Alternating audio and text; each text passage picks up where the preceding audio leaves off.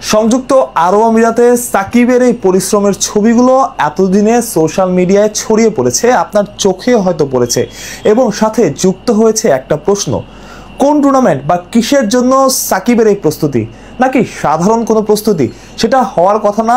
এতদিন অনেকে বলে এসেছে, অনেক জায়গায় শোনা গেছে ওয়েস্ট ইন্ডিজের একটা টুর্নামেন্টের জন্যই নাকি প্রস্তুত হচ্ছেন সাকিব।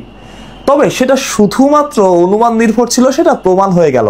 কারণ পিএসএল এর দল লাহোর কালান্ডার্সের হয়ে খেলবেন সাকিব। কিন্তু আপনি কি জানেন, সাকিব খেলতে পারেন শুধুমাত্র একটা ম্যাচ, অর্থাৎ সে একটা ম্যাচের জন্য সাকিবের এত পরিশ্রম কিভাবে? গ্রুপ পর্বে লাহোরের একটা ম্যাচই বাকি আছে, অর্থাৎ সাকিব যে দলে খেলবেন সেই ম্যাচটা যদি লাহোর হারে তবে টুর্নামেন্ট থেকেই বাদ পড়ে যাবে এবং সাকিবের আর কোনো ম্যাচই আসলে খেলা হবে না। যদি জেতে ফাইনাল পর্যন্ত খেলতে পারে তবে সাকিব 4টা ম্যাচ খেলতে পারবেন। তবে আপাতত এক ধরে এগোনো যাক। একটা ম্যাচের জন্য সাকিব পরিবার ছেড়ে দুবাই এসে প্র্যাকটিস করেছেন দিনের পর দিন। মাঝে একদিন নাকি অসুস্থও ছিলেন, আমরা অসমর্থিত সূত্র থেকে জানতে পেরেছি, সেটা আমি এখনও নিশ্চিত না। কিন্তু এর মধ্যেও সাকিব প্র্যাকটিসটা নিয়মিত চালিয়ে গেছেন। সাকিব আল হাসান কি একদিনে হয়?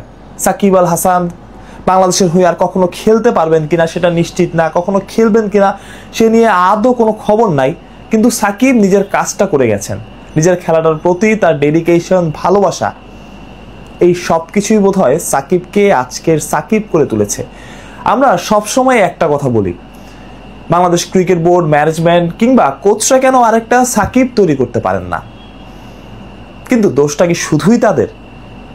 ক্রিকেটাররা কি সাকিবের মতো ডেডিকেশন, ভালোবাসা নিয়ে ক্রিকেটটা খেলেন?